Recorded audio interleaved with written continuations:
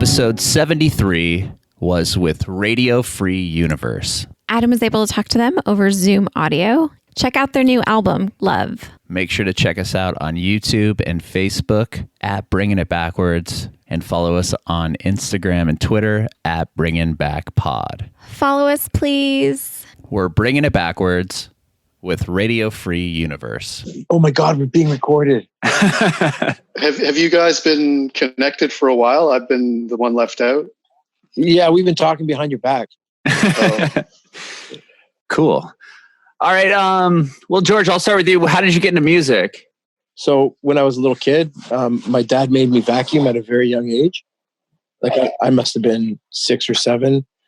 And basically, I'd heard them. I hated it, and just hated doing anything I was told.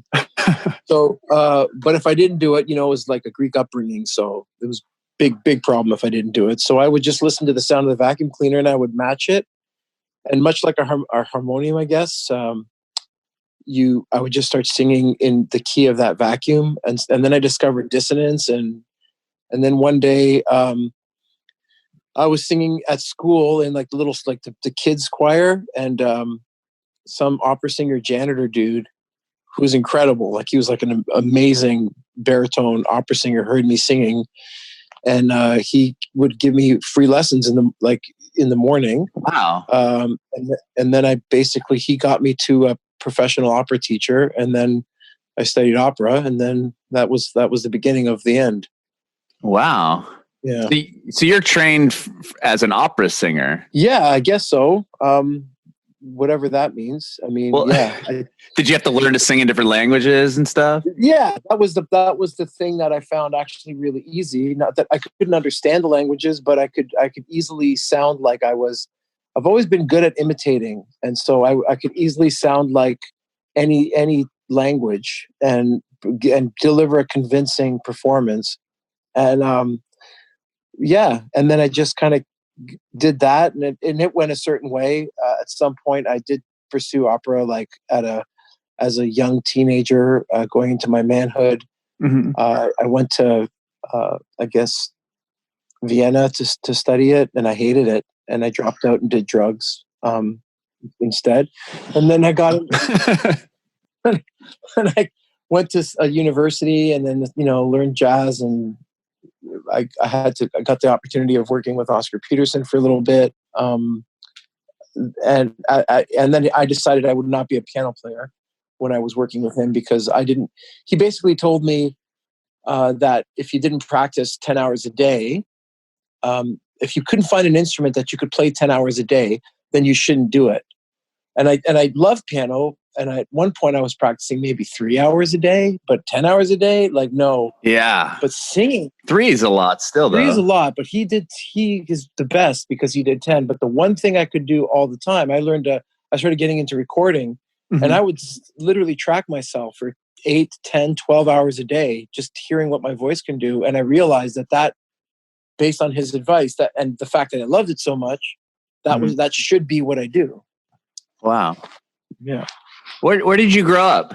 You're from in Canada, right? Canada. I was born in Scarborough, and I did some things, and then I guess I got signed to DreamWorks in my early 20s. Oh wow! I moved to California, and I lived there for 10 years. Yeah, Robbie Robertson signed my first real band. He was a record exec at DreamWorks, and there was Daniel Lanois, and there was met all those people, and I met like Geffen and Castleberg and Spielberg in one room, and they were like, "You're the next. We're gonna make you the next whatever," or U2. Sure. They said U2, and it was a band at that time, and I didn't understand band dynamics, and the band was very like, kind of in over their head in the sense that they were not going to do what the label wanted. And at that time, DreamWorks, funny enough, was really, really good at promoting, bands like, Powerman 5000, mm-hmm. just a different sound than we were doing. And so their radio promotion department really couldn't do anything with our sort of contemporary pop rock style. Mm-hmm. And then, but that band turned a lot heavier and became a riff rock kind of bass band. And we did have some success in the States. And then I moved back to Canada when we got kicked out because I wrote a song called American. I am un-American, but it's called American. But that was the lyric, and Homeland Security and all this stuff happened. And I had a friend on my MySpace page with a rocket launcher. Yeah, like my friend on MySpace page was like, he's a journalist. He's a fantastic journalist. He works for Maclean's magazine, and he was one of my best friends at the time. And he was from Canada. His background was from Pakistan, and because I was so crazy, I studied Sufi singing. You know what that is? That's Nusrat. That's like Peter Gabriel took on a guy called Nusrat Ali Khan, which is like it's sort of an Arabic singing, but it's incredibly difficult. It's like if you look it up, you'll know it's one of the great vocal styles in the world. And I just was fascinated how he could pull these gymnastics off with his voice, and I wanted to be able to do it. So I started to practice it and study it. And it was about 2000, and it was in fact 2001, and 9/11 had happened, and this guy's this guy's nephew, Nusrat's nephew, because he was dead at that time, was selected to work on a soundtrack called The Four Feathers to be the vocalist, but they wouldn't let him out of Pakistan. So me being in LA and knowing some people, they dragged me in to do this soundtrack in his place in England at Abbey Road Studios. Wow. Yeah, we could talk about that all day, but that didn't work out because he did wind up coming. And as the composer said, or the producer said, it's like having Celine Dion and Barbra Streisand in the same song together. So I just got paid a bunch of money to hang out in England and, had fun. And then that's cool. But it was I just really wanted to, as a singer, I've tried to learn every style of music that I can get my voice around. I just wanted to be able to do everything, which has kind of led to the mess of the record that we made now, a beautiful mess. But before that, I kind of was just sort of doing what people wanted me to. I think, hey, I've got this riff, write a great lyric over it or whatever. And it never really made me happy. I just kind of did it because I could.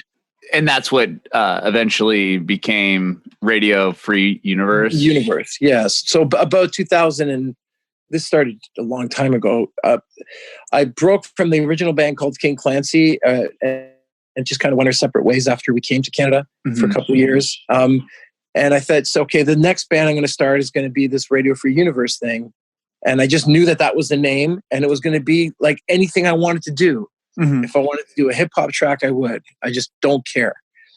So I started that with those intentions. But of course, the minute you create a group dynamic, you get all these people going, oh, no, look at this great riff, and you should just do this, and we should just do that.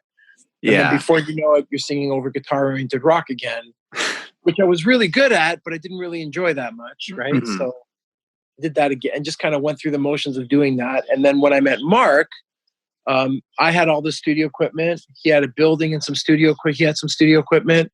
And then we decided to invest in a big Neve console. That was sort of the beginning of this, where we made some rules and we said, we're only going to write great songs.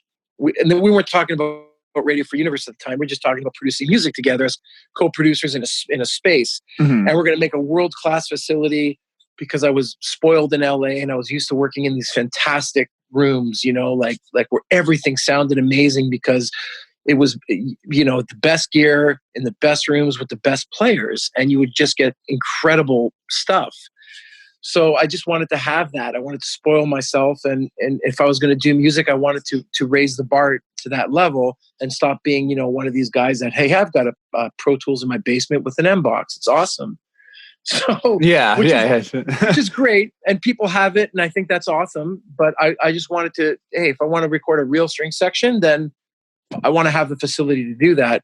Yeah. So Mark had this beautiful facility and he had some amazing ideas, and he's just he's not as crazy as I am in this, and he's very grounded, and he's very good at rigor in the sense of like, okay, well, we're going to make this building, and he designed it all in AutoCAD by himself, basically. You know, Wow. I had some input, and I'm an acoustic. You know, I understand. Like I'm sort of like an audio engineer in many respects. So I had some suggestions, but he really qualified everything thoroughly before laying it out. And when the space was finally done, I mean, it just sounds amazing. And it sort of shows in the album, I think. Yeah. So that's what happened. Wow. So Mark, you had a building. From what I read, it was it was an old church, right? Yes, it is. Wow. So how did you, I want to talk about, how did you get into music originally? I started by writing lyrics. I was writing lyrics for songs before I picked up an instrument. Oh, wow. So that was my aim. And I gravitated to drums when I was about 17. What drew you to the drums?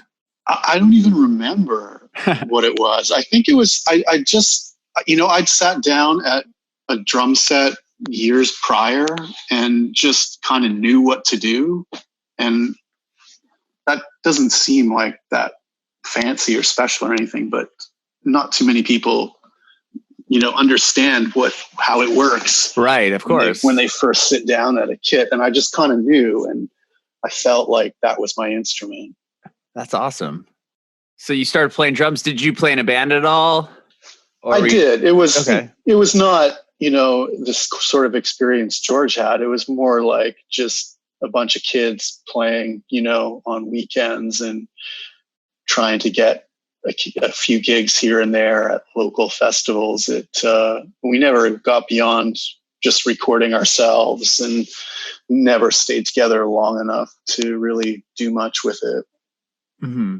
So I spent most of my early 20s just playing drums on my own and trying to play stuff by like Bill Bruford or Steve Gadd or Neil Peart, Mm-hmm. Yeah. But the best drummers. Well, yeah, those were my favorites. Yeah. But I didn't have a lot of time playing with other people. So I was writing stuff. I was, writing some weird instrumental stuff with a keyboard and MIDI sequencing and writing lyrics. And I was never able to put any of that stuff together until I started playing guitar, and that came much later. When did you pick up a guitar? Like to put it 97, 98. Oh, okay. So I was almost 30 by that time. And that's when I first, once I could strum some chords, then I started being able to put the music and the words together. Sure. But before that, they existed in completely different realms. Yeah. So what made you want to buy this abandoned church, or or what used to be a church? I don't know. If it was nearly abandoned. I was living kind of outside of the downtown part of the city, and I'd had a live-in relationship breakup in 2010, and I just questioned everything at that point. And it was like, well, why am I living here in this neighborhood? There's nothing I like about this neighborhood. Every time I go out, I go downtown. And so, and at the time I had a bedroom studio that was overflowing with gear. It was like 200 square feet that had drums, an organ, a desk, and wow. It was just like enough room to navigate around it. So I wanted to find a place that could accommodate a proper studio and a living space. And this one fit the bill, and I found it pretty quickly after I started looking. That's cool. And it's cool that is it built like a proper church with the big, huge ceilings and all that stuff too? It's typical of, say, an inner city church from that time. So the main floor is about 1,500 square feet. And wow. Ceilings are 16 feet. Wow. Yeah. So it does have those really big ceilings and stuff That's cool. Yeah. And you, George is saying you you mapped it out using AutoCAD. Are you an architect? Like, how did you learn AutoCAD? That program I know is very, very advanced. It's not like I got hired I took electronics engineering technology in college, and I got hired by a consulting engineer in their electrical department at the time. Uh-huh. CAD was a new thing, and they didn't have anybody there who knew how to do it. Wow. So I got to be that guy. There's a department of like 5 people, and I was the only one doing AutoCAD drawings at the time, and I was only 22 at the time. Wow. Yeah. So I got to work with architects, structural engineers, mechanical engineers. So I had a sense about all the different elements that go into putting a building together. Mm-hmm.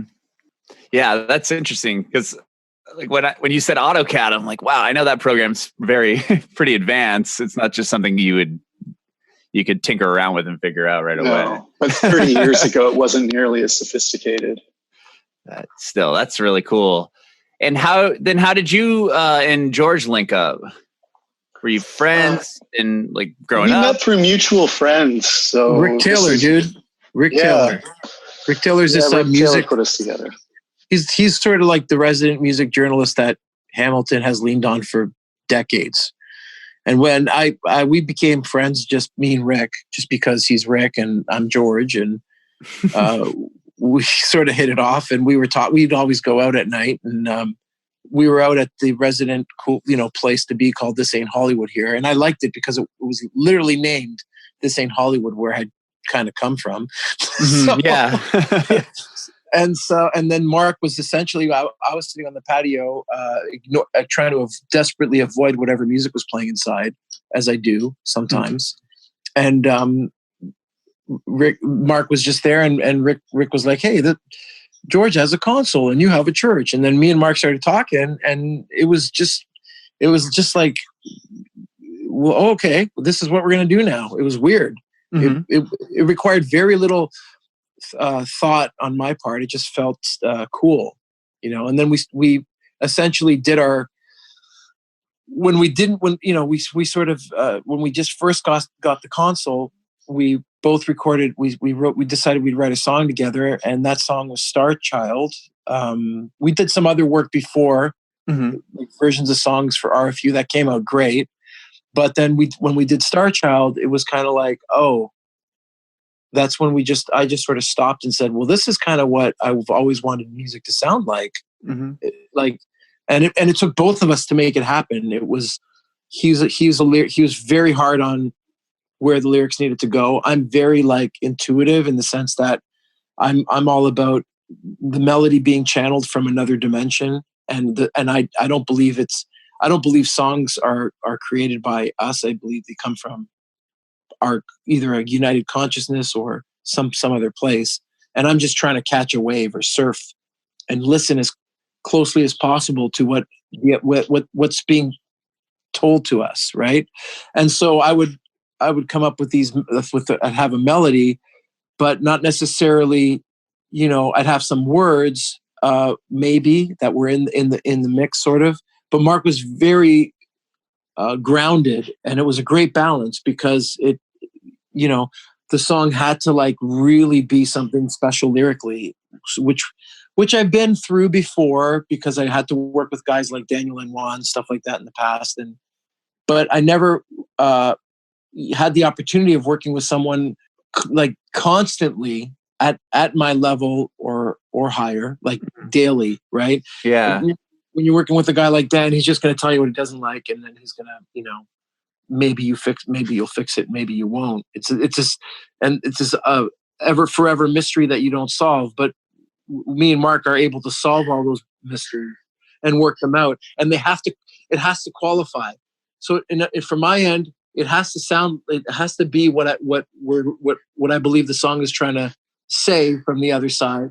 And in Mark's world, it has to be something that everyone can grab onto because it actually means something relevant in this world. Right. Sure. Yeah. So that's when you guys started Sanctuary Recording Studio. That's that building, right? Yeah. So we met it was 2014, And that night that George talked about, there was an after party here. So within hours of us meeting, he got to see this place, and, you know, people grabbed guitars and sat at the drums, and he got to hear the room right away. Oh, before you even had anything in there? Or you had your stuff, but just stuff. Not George's gear? It wasn't built out yet. It wasn't built out yet. And that was always my fear. I was terrified. I'm like, I don't get it. We have a great sounding theater. Now we're going to fill it with, do all this fancy stuff, but the room sounds great. But in fact, it sounds better. So, so I'm, you know, I just had faith, and it worked out. You know, every part of it really blew my mind at how good the space sounds. And it's sad because most people are satisfied recording in their basements, and it has a sound, and you know, it's okay, but none of it is timeless, and none of it, you know, when we got to put on the first vinyl version, we got the vinyl draft of this, and I love vinyl, and I've always liked it. Yeah, I'm a huge fan too. Right, but to actually put on an album that you've done in everything perfect, the way you want to do a record, and then put it on a disc and listen to it and compare it to, like, I'm not comparing musicality or anything. I'm just comparing pure sonics here. Mm-hmm. And I put out on a Pink Floyd record, and the thing sonically sounds better than my favorite Floyd record. I've achieved my goals as a recording person, you know, like that made my day. I'm not trying to best it, or it's not better. I'm not saying that, but the fact that it could even live in that realm was something I've always wanted to be able to do on vinyl, and to hear it realized was shocking, you know? Yeah. So was the vinyl that you pressed, you're talking about, was that, It's Love. It's the album. That's Love. The album. So you have you already pressed, you have one copy on vinyl or something? We have 5 press kit tests and presses. Sorry. Uh-huh. The actual, we are going to have vinyl whenever we tour, like whenever this Corona thing ends and we're finally able to tour, that will be the vinyl release. So we will release the vinyl version of the album to coincide with the tour. Oh, cool. Yeah. That's really cool. Because people, I don't know, I was so happy with just the MP3, and then I heard the CD and I was like, wow, it is better. And then when I heard the vinyl, I'm like, man, everything I listen to needs to be on vinyl now. Again, I'm back to that world again. Yeah. It's interesting how that kind of happened now for people, where it was like CDs and cassettes, and now those are pretty much obsolete for people. It's either digital downloads or vinyl. Yeah, that's how it works for me. It's either like ultra convenience or, you know, an immersive sonic experience. Sure.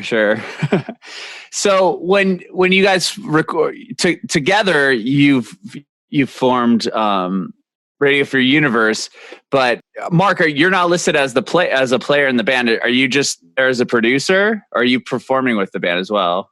I played drums on 7 of the 8 songs. Oh, cool. I'm not the drummer in the band because the band existed before George and I met. Oh, really? I didn't know that. So you started the band prior to the studio being set up and everything, George? Yeah, I basically had done this stuff, and me and Mark were working, and it wasn't a matter of the current drummer's incredible. The problem was more us discovering the sound together. Mm-hmm. And Mark, as an engineer / producer and co-writer, I was just really, we were in a flow, and we were working, 12, 13, 16, 17 hours at a time, just getting sounds at points. And it was just convenient because, there's the drums. Let's just do it. Right. Like, we'd get the song up, we'd get a vocal, we'd throw down some drums. And then like Star Child is pretty much mostly me and Mark playing on that song. Oh, okay. all the parts. And then as the record evolved, more musicians were brought. The band sort of became what it is now. Okay. Right. Mm-hmm. Which is a different version of the original Radio for Universe, but I just always liked the name, Yeah, I like it. It's cool. And now the name is finally living up to what it was always supposed to be for me. Uh-huh. So it's not like we had gained, world fame or anything. So I was like, all right, well, I'm just going to do this. Don't care. Sure. That's cool. And everyone in the group is really cool with it. And, you know, everyone is, it's sort of like Mark is kind of in the band anyway, in a huge capacity. He's sort of like he's more than than the sixth Beatle or whatever. He's your George Martin. Yeah. Well, you know, I like to think I'm George Martin because my name's George. So, no, but yeah, I think we're each other's. That's George awesome. Yeah, we're kind of like so a Steely funny. Dan That's awesome. situation, though George wouldn't like the comparison much, but Steely Dan being like the two guys who were responsible creatively for the project, and then bringing in whoever else is necessary to get the performance that they're after. Sure. So when did you guys start Jetpack Records? That started 4 years ago. It was about a year prior to the previous album being released. Okay. And did you guys start that together, or did you start that, Mark? Yes. No, we started that together. George came in one day and said, we have to start a record label. Yeah, because I realized that after working with a couple of people that it was, to become a studio business today is insanity. Mm-hmm. It's just insane. Like, there's no point. There's no way that two guys are going to make a living off even the best studio. It's just not going to happen. Yeah. I think George just wanted to move up the food chain in the music business. So we were, trying to find a outlet for the previous album. Mm-hmm. And it just seemed like anyone who could help us didn't really know that much more than us and didn't seem to be that much more connected than us or smarter than us. Uh-huh. And they just wanted to take too much. It's kind of like the Wizard of Oz when you've been in it long enough and you see how it actually works, that you realize that it's all the artist anyway, and you have to do anything you have to do everything for yourself anyway. Mm-hmm. You've got to come up with all the resources to do everything. And when you give that away, the people that are going to do it for you aren't going to do it as well. Sure. Yeah. Right? You're going to do it your way.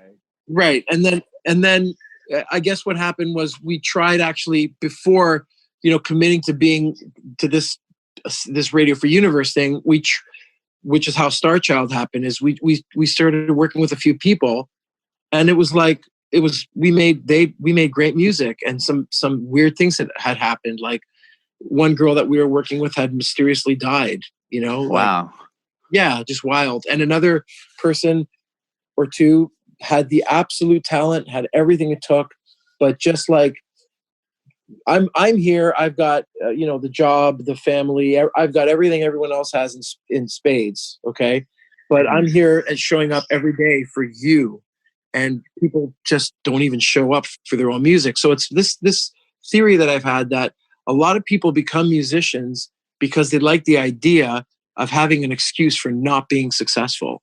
I like that. That's a great quote. Right? And when we realized that, we were like, well, why don't we just, we did Star Child as an experiment. Mm-hmm. And we're like, well, we have all the control to make the music and do it ourselves anyway. And this will get out there. And sure enough, it's gotten out there, and all of a sudden lots of people are interested in who we are and what we're doing. Yeah. More people. I'm not saying we're certainly not anything to write Rolling Stone about, I don't think yet. Hopefully one day we will be, or not. But the point is, like, I'm not getting a Grammy Award tomorrow, but you never know. You never know. But the bottom line is that there are people all of a sudden going, hey, let's talk, and that wasn't there 4 years ago, right? Mm-hmm. But now it's funny because it's a catch-22, because now we really don't even have time.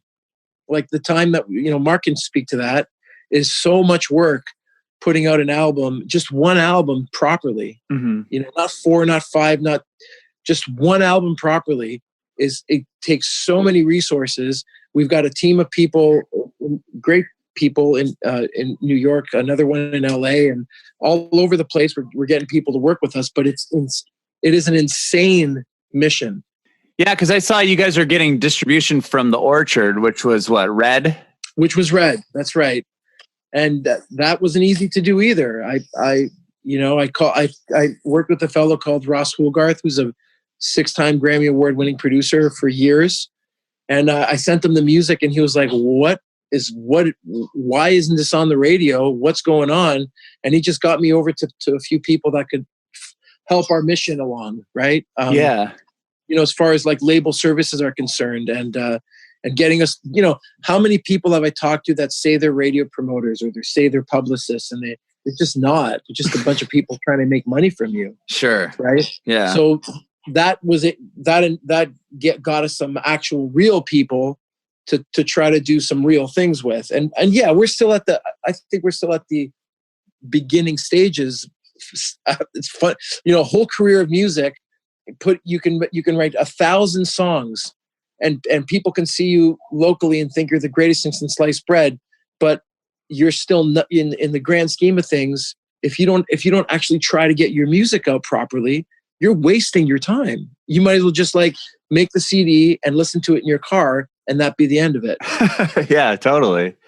So but that process of getting it out is far more work than making the record. Well, the record comes out tomorrow, right? It does. Yeah.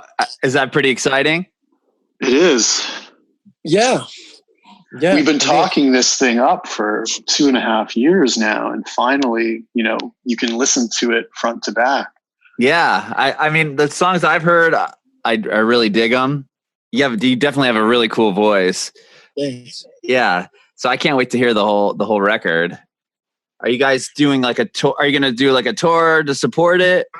Yeah, there's I guess what's going to happen right now is we're going to continue to do what's the promotion to radio in the States. Come May, June, July kind of thing. And then we're hoping that this fades away by that we're actually able to travel. Sure. Yeah. By August, September, October. But the idea is it's actually a really good time. We've been told to try to get something like this on the radio state, the types of radio stations we're going for, because everyone else isn't doing it. Right. Yeah. And everyone else is like, well, if I can't support it with the tour, but for us, it's a good thing in a very bad situation, in the sense that we might have an actual chance of getting out there, and if people hear us, you know, more people hear us, then when we actually tour, we won't lose our shirts. Sure. Yeah. Sure. Giving away your merch for free, right? But you will actually be able to sell them. Yeah, and people will know the whole album at that point, and that's right. Yeah, that's really cool. It's that is hopefully positive for us, but it's still a really scary time right now. Like, it's just, this has never happened in the history of anything. I know. Yeah, we're in California. It's wild. I mean, I don't know how you guys are as far as quarantine goes, but yeah, our whole state's on the lockdown right now. Yeah, you guys are on heavy lockdown. Yeah. But George was the last person I actually interacted with in person, and that was a week ago. Yeah, and then it got so serious, I was like, I don't even want to remotely risk it, you know? Sure. Yeah. Yeah. I mean, all we could do is stay inside for a bit and hope it all kind of washes over. Yeah. Well, I have one more question for you guys. Thank you so much for taking the time out of your day to chat. We really appreciate it. It's a pleasure. I want to hear from you guys individually and we want to know if you have any advice for aspiring artists. Yeah, I've got all kinds of advice. Like, I kind of gave some of it away, but let me start at the beginning. The beginning is your product. So it can't be like, especially for a new or something that you're doing, if you've probably released stuff already and it hasn't gotten anywhere. And that's why you want advice, right? So the bottom line is, if you're going to release something, your friend went to university and spent $200,000 to become a doctor. You want to get into the music industry and you're not willing to spend any money, you're not going to make it. Yeah. Period. You got to find a real producer. You know, I don't care who it is. Just make sure it's someone, when you hear the music back, you can hear it on the radio after your favorite song, right? If this is what you're trying to do, if you're trying to make money as a musician, and you don't have to sell out or any of that stuff, you just have to make something that when you hear your favorite stuff, the stuff that you're gravitated to, the stuff that you go to see live that sells out, the stadiums or the concert theaters that you go to, you have to make sure that what you're doing can play after that, because you have to be at that level, because we've already had the Beatles, we've had all kinds of incredible music for decades on record, and it's all amazing. And you're going to do something, it's got to be at that level, at least in your head, right? Where you don't stop until it gets there. And find someone to work with that is, trying to advance you, that's critical enough to try to take you to a different level. That's step one. Step two is make sure once you've made your record that you actually have the resources to get it out there, because there's really no point, right? Like if you're going to make a record and you I'm just going to put it on the internet and hope for the best. When we talk about what our social media platform is, I don't have the time to do a post a day and blah, blah, blah. I just make sure I do 1 or 2 posts a week at least, but that they're awesome and that they're really, really something there that people can grab onto. Sure. And that if I've got 12 or 13,000 followers, I'm going to spend $10 and I'm going to actually make sure that everyone sees that post and that they're going to share it with their friends, right? Like you've got to make sure people hear your music, bottom line. And radio is not dead at all. It's just not. That's a total lie. The internet is a huge, awesome thing of a whole bunch of people doing a lot of little things. Yeah. And it's great. And it's very supportive. But your main goal has to be to find a way to get something on some type of radio station, especially in the States. You guys are so lucky. You have such a diverse radio market, believe it or not. You really do. You have thousands of stations. Yeah. And you've just got to find a way to get to them. No, they're not going to play your record if you don't have a proper distributor. So that's really important. You've got to get an Orchard, you've got to get a Universal, you've got to find somebody who can do that with you. And no one will do that with you unless you have great product, period. Sure. So lots of stuff. But like I said, if you're going to go out there and you're just going to make a record in your basement for $300, it does happen. People do succeed doing that, one in 10 million. But if you actually want to, I think if you actually want a real chance with yourself, you got to actually put the money and effort into it to get it out there. That's great advice. Thank you. Mark, do you have any advice? Yeah, I would say, find a partner who complements you, who complements your abilities. I think George and I have that on so many levels that, we cover each other's blind spots. And I think that's really important. And we challenge each other to elevate what we're doing.